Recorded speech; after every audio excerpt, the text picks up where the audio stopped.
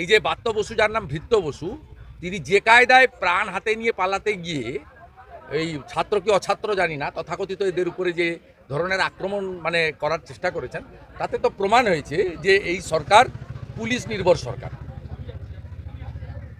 তাই এই সমস্যার সমাধান হতে পারে একমাত্র যদি সরকার তার সংবিধান প্রদত্ত দায়িত্ব পালন করে তথাকথিত সেক্টু এবং মাকু টুকরে টুকরে গ্যাং এ আজাদি ঝুটা হ্যায়, কাশ্মীর মাঙ্গে আজাদি, এই লোকেদেরকে ডান্ডা দিয়ে শেষ করতে পারে। এবং এটা মমতা ব্যানার্জি করতে পারবেন না।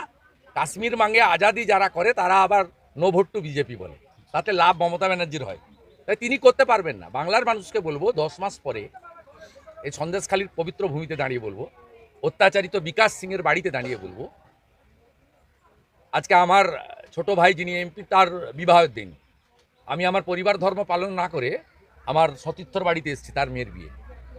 তার কারণ হচ্ছে মমতা বন্দ্যোপাধ্যায় এবং তার পুলিশ সন্দেশখালীর যে আন্দোলন হয়েছিল, বিকাশ দাকে 1 মাসেরও বেশি জেলে আটকে রেখেছিল এবং জামিন পাওয়ার পরেও পুলিশের জিপ থেকে পুনরায় গ্রেপ্তার করেছিল, আপনারা টিভিতে দেখিয়েছিলেন।